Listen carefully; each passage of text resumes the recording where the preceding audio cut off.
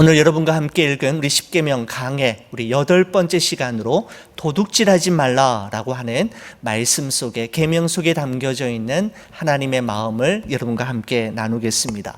13년 반 전의 일로 생각이 됩니다.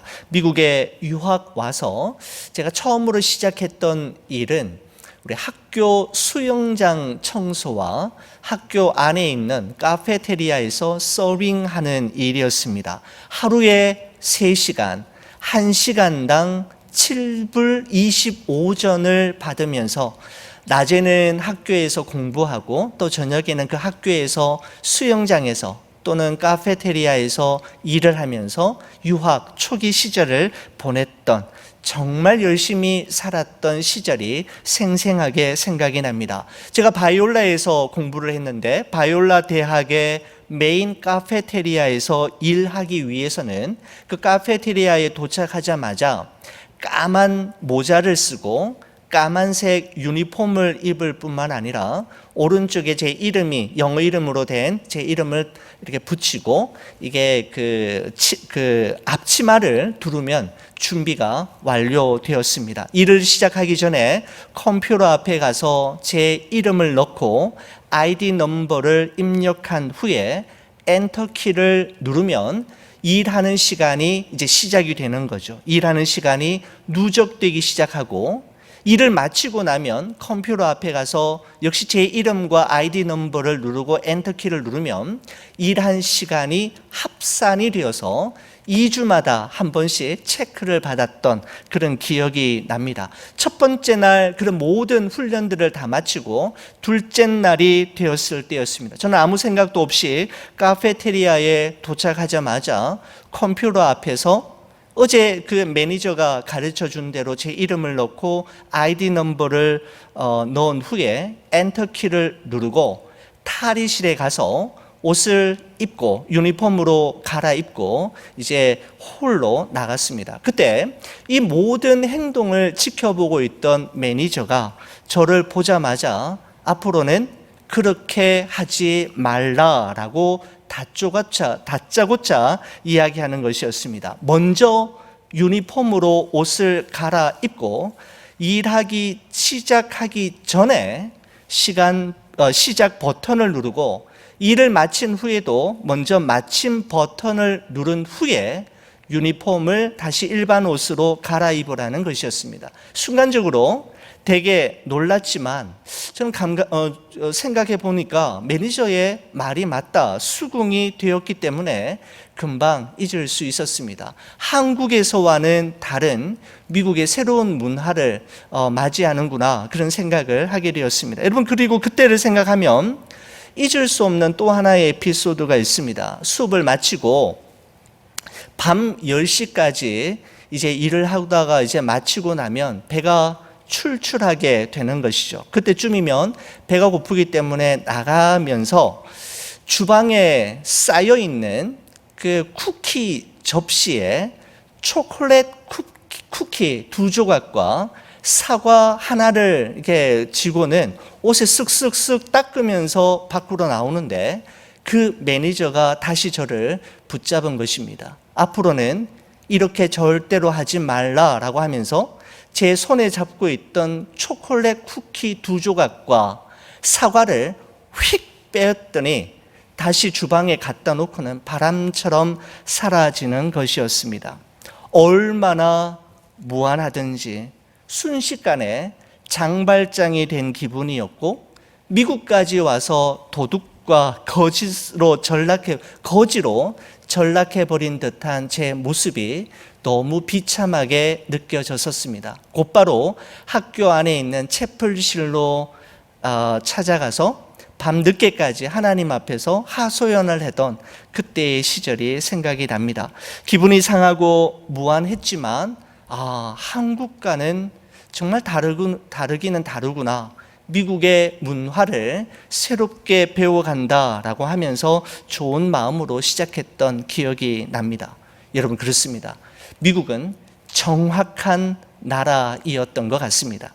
여러분, 하나님께서는 사람과 사람 사이에 지켜야 할 첫 번째 계명으로 내 부모를 공경하라 하셨고, 두 번째 계명으로 살인하지 말라라고 하신 후에 세 번째 계명으로 간음하지 말라라고 하셨습니다. 그리고 전체 10계명 중에서 8번째 계명이자 사람과 사람 사이에 지켜야 할 네 번째 계명으로 도둑질하지 말라라고 이야기하셨습니다. 여러분, 알트라고 하는 구약 신학자는 이 도둑질하지 말라라고 하는 계명에는 목적어가 나타나지 않은 것을 그는 유심하게 생각을 했습니다. 목적어가 생략되어 있는데 도대체 하나님께서는 이 8계명을 인간에게 주시면서 무엇을 도둑질하지 말라는 걸까에 초점을 맞추어서 연구하기 시작했는데, 그는 남의 물건, 남의 소유물을 도둑질하지 말라라는 의미뿐만 아니라 하나님께서 처음으로 이 계명을 주셨을 때 도둑질하지 말아야 할 첫 번째 대상은 사람, 즉 사람을 도둑질하지 말라라는 의미였다라고 그는 설명하고 있는 것을 볼 수가 있습니다. 여러분, 그가 왜 이런 해석을 내놓았느냐 하면 출애굽기 20장 15절에 기록된 도둑질하지 말라라고 할 때 도둑질하다라고 하는 이 동사가 히브리어 원문에는 가나브라고 하는 동사를 사용하고 있는데, 여러분, 이 가나브라고 하는 동사가 이 구약 성경에서 또 사용된 곳이 어딘가 하면 출애굽기 21장 16절에서도 이 가나브라고 하는 동사가 사용되었는데 어떻게 번역을 하고 있느냐 하면 이렇습니다. 사람을 납치한 자가 그 사람을 팔았든지 자기 수하에 두었든지 그를 반드시 죽일지니라 라고 되어 있는데, 여러분, 여기서 납치하다라는 동사가 도둑질하다라고 하는 동사와 동일하게 가나브라고 하는 동사를 사용하고 있다라는 것입니다. 여러분, 당시에는 노예 제도가 허용되어 있던 시기였지만 합법적인 노예의 값은 너무너무 비쌌기 때문에 차라리 사람을 납치하여 팔아 넘기는 게 수지가 맞아서 당시에는 빈번하게 사람을 납치하는, 유괴해서 팔아 넘기는 일들이 아주 빈번하게 행해졌다고 합니다. 여러분, 17세기 네덜란드의 신학자 중에 보에티우스라고 하는 신학자는 사람을 납치하는 사례를 4가지로 정리했는데 그의 기록에 의하면 이렇습니다. 어린아이들을 납치해서 수도원에 입적시키는 일, 어린아이들을 납치해서 구걸을 시키는 일을 했고, 특별히 여자아이들을 납치해서 아내나 첩으로 삼는 일이 빈번했을 뿐만 아니라 사람을 납치해서 노예로 팔아 넘기는 일이 그 구약시대 때 그 고대 근동 지역에 너무너무 많았다고 합니다. 여러분, 이처럼 10계명의 제8계명은 개인의 소유물을 빼앗거나 사람을 납치하는 행위를 금하는 계명인데, 이것은 누가 보더라도 아주 명백한 잘못된 범죄 행위임에 분명합니다. 여러분, 하지만 이 8계명을 여러분과 저는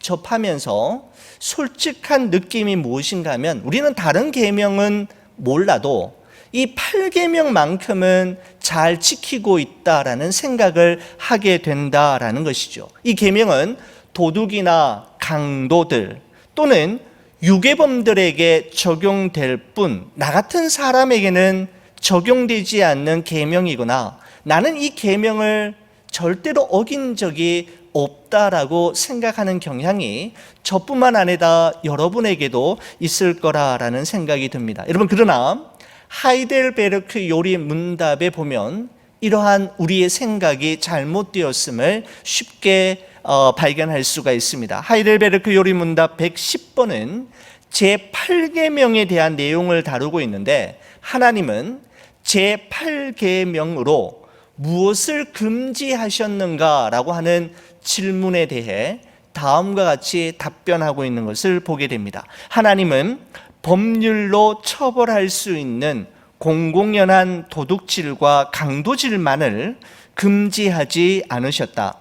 하나님이 보실 때에는 겉으로 합법적인 것처럼 위장하여 이웃을 속이고 편취하는 행위도 도둑질에 해당한다. 예를 들어 저울이나 크기나 양을 속이는 행위, 사기 물품을 판매하는 행위, 위조 지폐나 고리 대금을 비롯하여 하나님께서 금지하신 모든 것이 여기에 포함된다. 아울러 하나님은 모든 탐욕과 그분의 선물들을 무의미하게 낭비하는 행위를 금지하신다라고 말씀하고 있습니다. 여러분, 오늘날 현대인들의 관점에서 다시 이 대목을 설명한다면 여러분 이런 의미 아니겠습니까?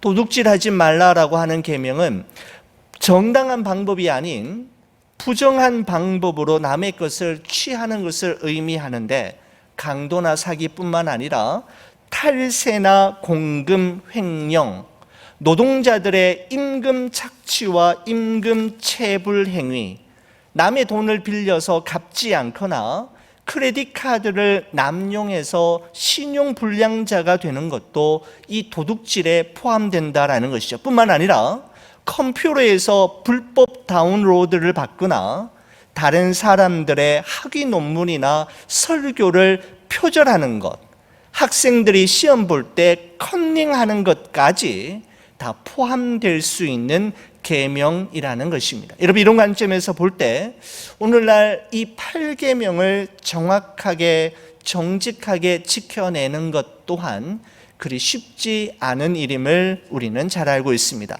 하이델베르크 요리문답 111번의 질문은 이것입니다. 하나님은 8계명으로 무엇을 요구하시는가? 라고 하는 질문에 대해 대답하기를, 내가 할 수 있는 일은 무엇이든지 해서 이웃을 유익하게 하고 내가 대접받고자 하는 대로 남을 대접하며 성실하게 일해서 어려운 사람들을 도우며 살기를 바라신다라고 하는 의미가 바로 이 8계명 속에 포함되어 있다라고 우리에게 가르쳐주고 있습니다. 자, 그렇다면 우리는 어떻게 하면 제8계명 도둑질하지 말라라고 하는 이 계명을 잘 지켜낼 수가 있을까요? 저는 많은 방법들이 있겠지만 특별히 3가지 방법을 여러분과 함께 나누면서 이 8계명을 여러분과 함께 좀 더 깊이 다루고자 합니다. 도둑질하지 말라라는 계명을 지킬 수 있는 첫 번째 방법이라면 저는 청지기 의식을 가지고 살아야 한다라고 제안하고 싶습니다. 여러분, 욥기 1장 21절에서 22절 말씀에 보면 욥이 이런 고백을 합니다. 이르되 내가 모태에서 알몸으로 나와 싸운즉 또한 알몸이 그리로 돌아가올지라. 주시니도 여호와시요 거두시니도 여호와시오니 여호와의 이름이 찬송을 받으실지니이다 하고, 이 모든 일에 욥이 범죄하지 아니하고 하나님을 향하여 원망하지 아니하니라 라고 말씀하고 있습니다. 여러분, 그렇습니다. 여러분과 제가 소유하고 있는 것들 중에 하나님이 주시지 않은 것은 아무것도 없습니다. 하나님이 허락하시지 않으면 우리는 그 무엇도 가질 수 없고 우리는 그 무엇도 누릴 수가 없습니다. 여러분, 우리는 하나님께서 맡겨주신 것을 관리하는 하나님 나라의 청지기임을 항상 기억하며 살아야 합니다. 여러분, 정말 좋은 청지기는 어떤 사람일까요? 바로 그는 주인이 자기에게 맡긴 것을 자기가 원하는 대로 자기 마음대로 사용하는 것이 아니라 주인의 뜻대로 사용해야 하고 관리해야 하죠. 그리고 주인이 요구할 때에는 언제든지 돌려드릴 수 있어야 합니다.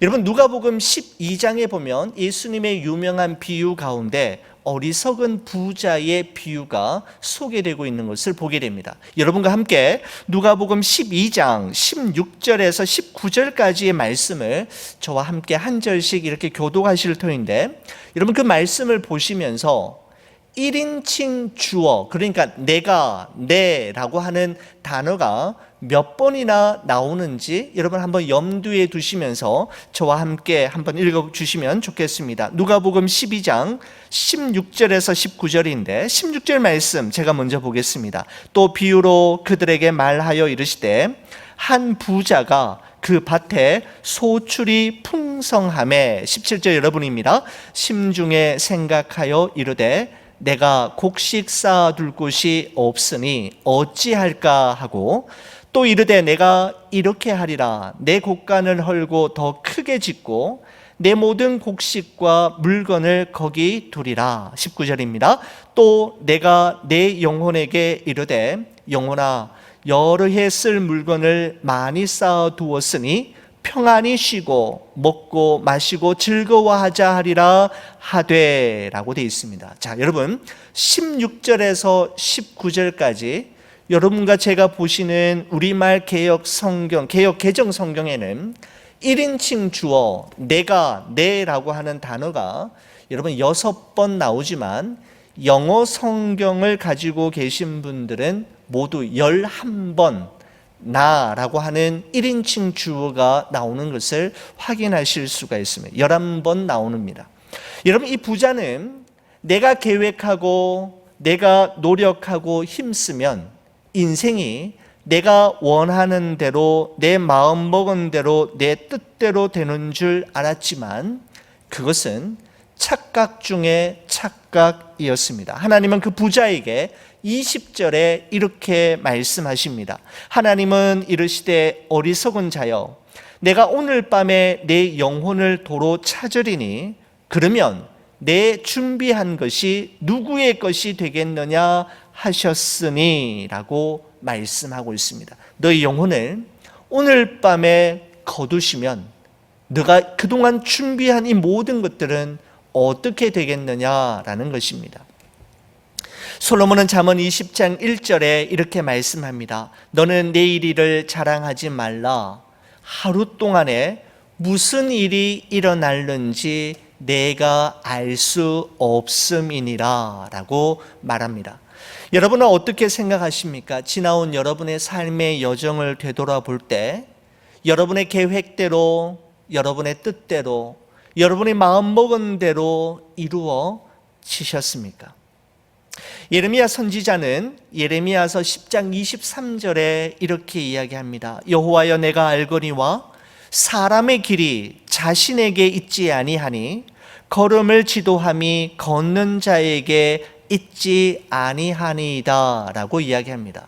여러분 예레미야 선지자의 이 말은 인생의 길이 자기가 원하는 대로만 자신이 마음먹은 대로만 자신이 철저하게 계획하고 준비한 대로 살아갈 수 있는 삶이 아님을 이야기하고 있는 것이죠. 여러분 예수님의 비유 속에 등장하는 이 부자는 그 짧은 4절 속에 16절에서 19절 속에 내라는 말이 무려 11번이나 반복해서 언급되지만 단 한 번도 하나님이라는 단어를 찾아볼 수가 없습니다. 그래서 예수님께서는 바로 그에게 어리석도다, 어리석은 자요라고 말씀하셨던 것입니다. 여러분 솔로몬 잠언 16장 9절에서 솔로몬은 이렇게 이야기합니다. 사람이 마음으로 자기의 길을 계획할지라도 그의 걸음을 인도하시는 이는 여호와시니라 라고 말씀하고 있습니다.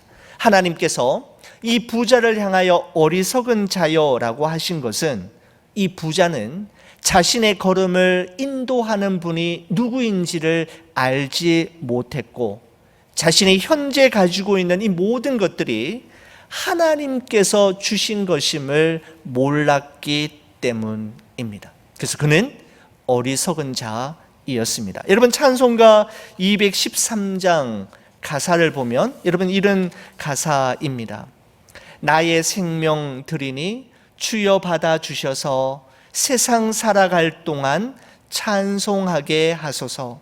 손과 발을 드리니 주여 받아 주셔서 주의 일을 위하여 민첩하게 하소서.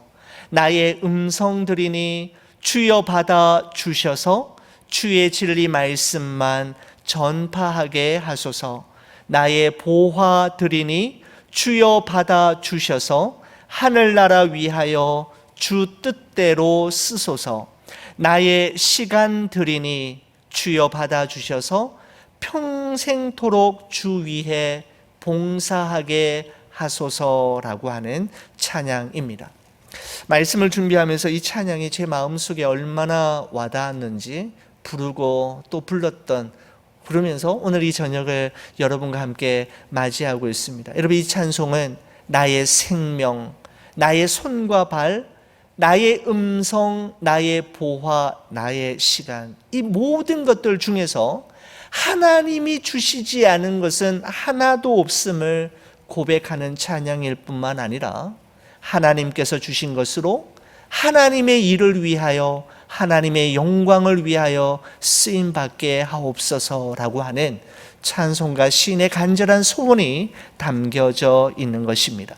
그렇습니다. 우리 자신과 우리가 지금 가지고 있는 모든 것이 하나님의 것이요 하나님께서 주신 것이라는 분명한 신앙의 고백이 있을 때 우리는 도둑질하지 말라라는 계명을 우리의 삶으로 살아낼 힘을 얻을 수가 있게 되는 것이죠. 자, 두 번째로 도둑질하지 말라라는 계명을 지키기 위해서 우리는 두 번째로 하나님의 돌보심과 공급하심을 믿으며 살아야 합니다. 사도 바울은 빌립보서 4장 19절에 이런 고백을 우리에게 전해주고 있습니다. 나의 하나님이 그리스도 예수 안에서 영광 가운데 풍성한 대로 너희 모든 쓸 것을 채우시리라 라고 말씀하고 있습니다.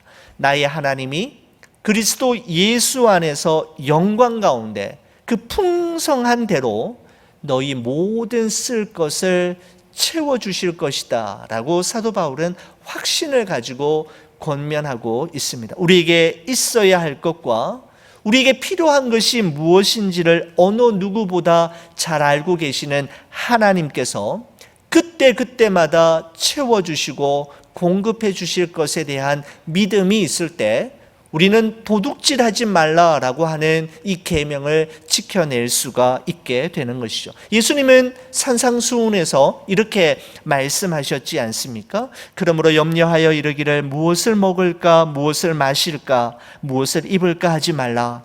이는 다 이방인들이 구하는 것이라 너희 하늘 아버지께서 이 모든 것이 너희에게 있어야 할 줄을 아시노니라.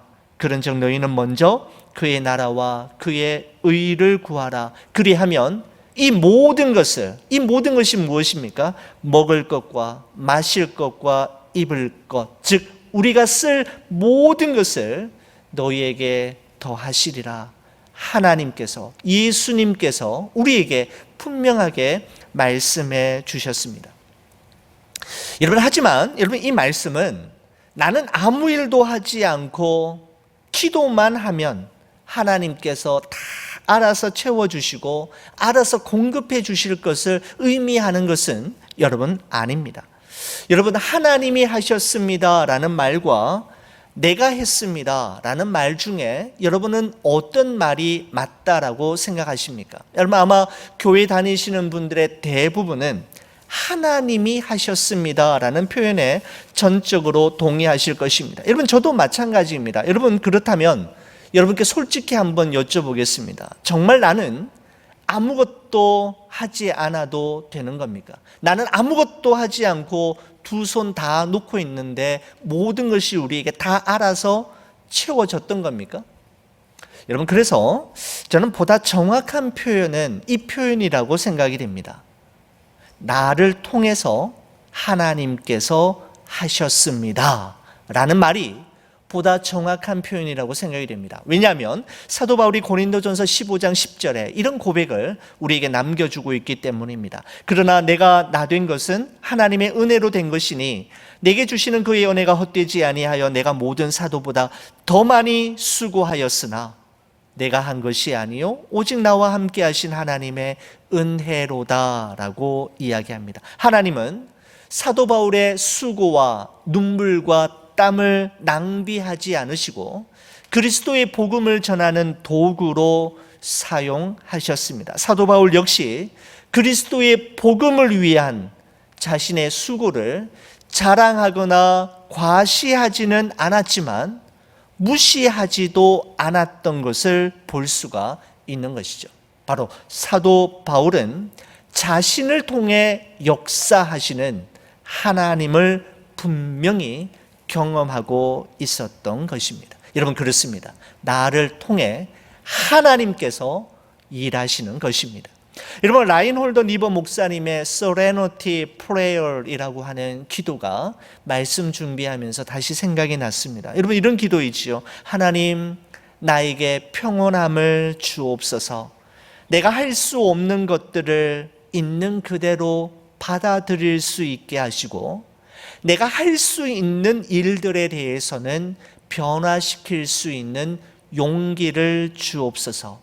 그리고 이 두 가지가 무엇입니까? 내가 할 수 없는 것과 내가 할 수 있는 일, 이 두 가지를 분별할 수 있는 지혜를 주옵소서라고 하는 기도입니다. 여러분, 그렇습니다. 내가 할 수 있는 일과 내가 할 수 없는 일, 하나님께 맡겨야 할 일과 내가 감당해야 할 일이 무엇인지를 분별할 수 있는 지혜를 후히 주시고 꾸짖지 아니하시는 하나님께 날마다 구해야 하는 것이죠.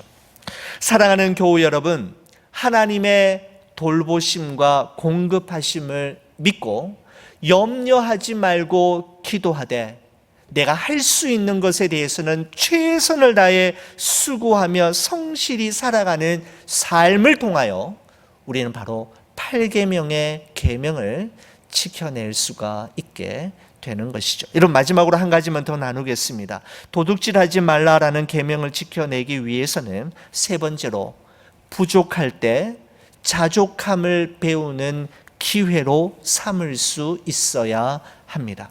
부족할 때 자족함을 배우는 기회로 삼을 수 있어야 합니다.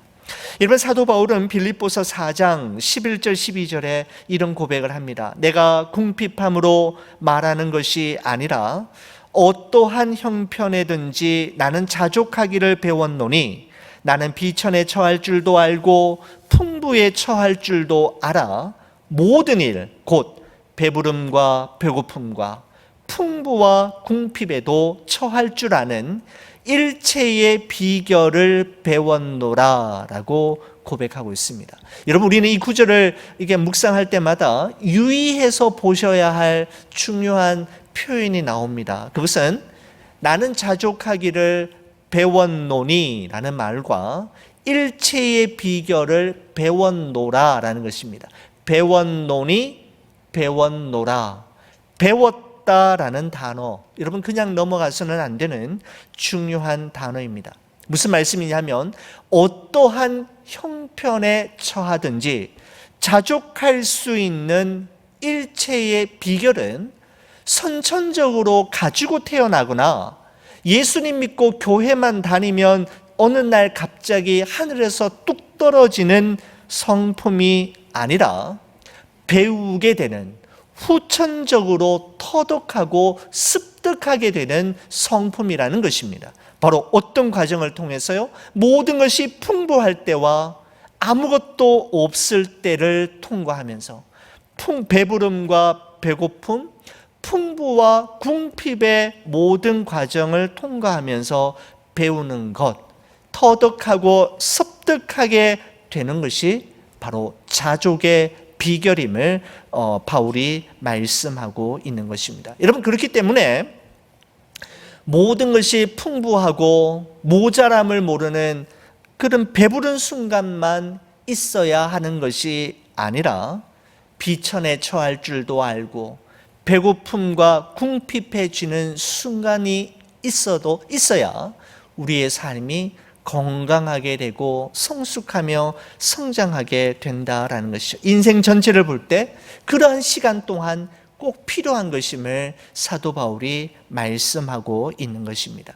여러분, 찰스 스펄전 목사님이 이렇게 말씀하셨습니다. 당신은 내가 조금 더 소유한다면 나는 만족할 거야 라고 말합니다. 하지만 이것은 착각입니다. 당신이 현재 가진 것에 만족하지 않는다면 2배가 되어도 만족하지 못할 것입니다 라고 이야기했습니다.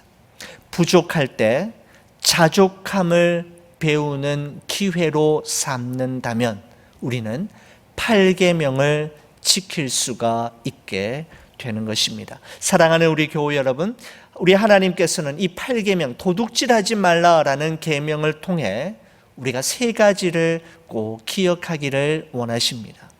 청지기 의식입니다.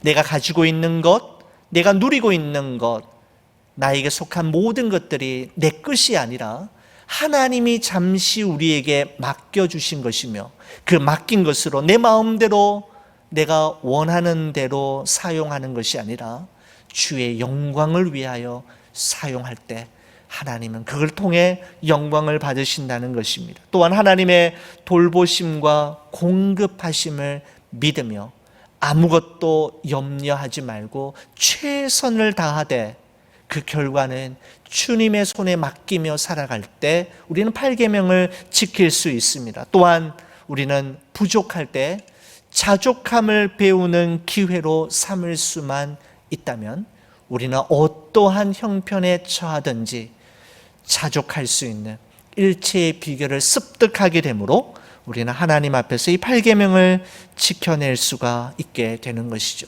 사랑하는 우리 좋은 비전교회 성도님 여러분, 코로나 바이러스로 인해 여러분 얼마나 우리의 삶에 참 어려움이 많고 또 부족함과 모자람이 여기저기에서 많이 나타나고 보이지만 여러분 이러한 때일수록 우리 하나님 앞에서 8계명을 기억함으로 하나님의 것을 도둑질하지 않고 하나님의 것을 하나님의 영광을 위해 사용하며 하나님께 돌려드릴 수 있는 여러분과 제가 되기를 우리 주의 이름으로 간절히 축원을 드립니다.